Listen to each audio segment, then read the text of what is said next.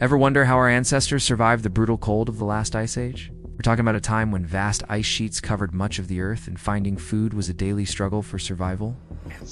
The answer might surprise you, and it has a fascinating connection to practices like fasting, which many observe during times like Ramadan. This isn't just a story about history. It's the untold story of human resilience, hidden deep within our own biology.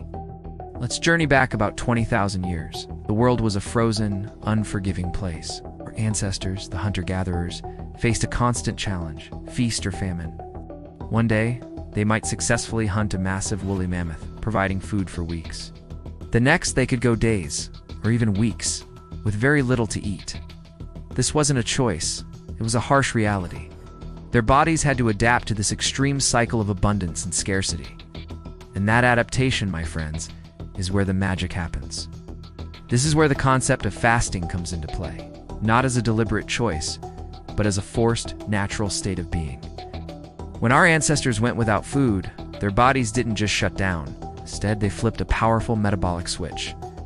Think of it like a hybrid car that can run on either gas or electricity. Our bodies can run on glucose, the sugar from carbohydrates we eat, or they can switch to burning fat for fuel. This fat-burning state is called ketosis. During those long, hungry periods of the Ice Age, ketosis was a lifesaver. When there was no food, the body would start breaking down its own stored fat into molecules called ketones. These ketones are an incredible source of energy, especially for the brain. In fact, some scientists argue that ketones are a more efficient and cleaner fuel for our brains than glucose. This meant that even when starving, our ancestors could maintain sharp cognitive function. They could stay alert, focused, and strategic, which was absolutely crucial for planning their next hunt and outsmarting prey. Without this ability, survival would have been impossible. But the benefits didn't stop there. This forced fasting also triggered a remarkable cellular process called autophagy. You can think of autophagy as your body's internal cleaning crew. When you're fasting, your cells start to clean out old, damaged, and dysfunctional parts. They recycle these components into new, healthy ones. It's like a deep spring cleaning for your entire system. This process helped our ancestors stay robust and resilient. It would have repaired cellular damage caused by environmental stress and boosted their immune systems, making them less susceptible to diseases in a world with no doctors or medicine.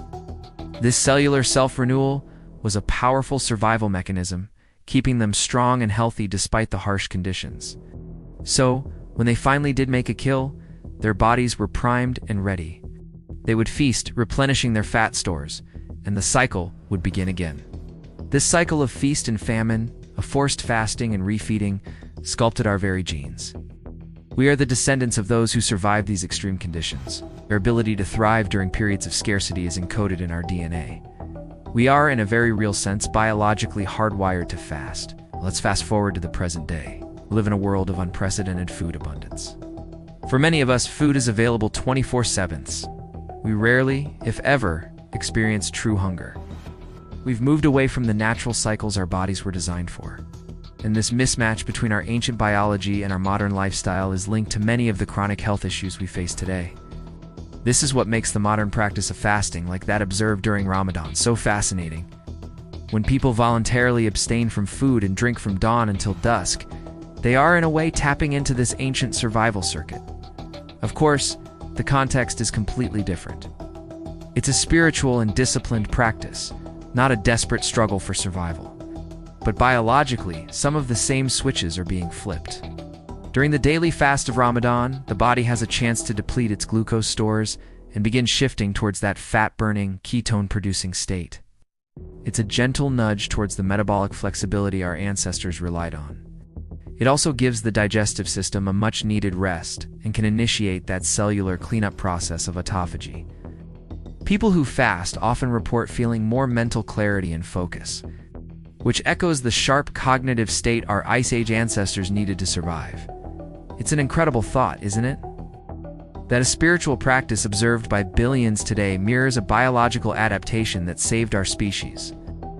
During one of the most challenging periods in Earth's history, it shows that the wisdom of our bodies is ancient and profound. The ability to go without food for a period of time isn't a weakness. It's one of humanity's oldest and most powerful strengths. The story of the Ice Age isn't just about mammoths and glaciers. It's the story of how our bodies evolved incredible systems of resilience. It's a testament to our ability to adapt and thrive in the face of immense challenges. The feast-stand-famine cycle didn't break our ancestors. It made them stronger, forged the very biology that allows us to be here today. So the next time you hear about fasting, whether it's for spiritual reasons like Ramadan or for health, remember its deep roots.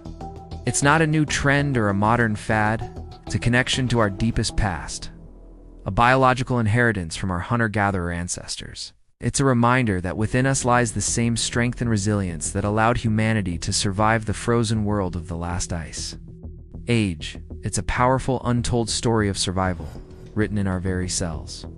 Thank you so much for joining me on this journey back in time. If you found this story as fascinating as I do, please hit that like button and subscribe for more explorations into the incredible story of us.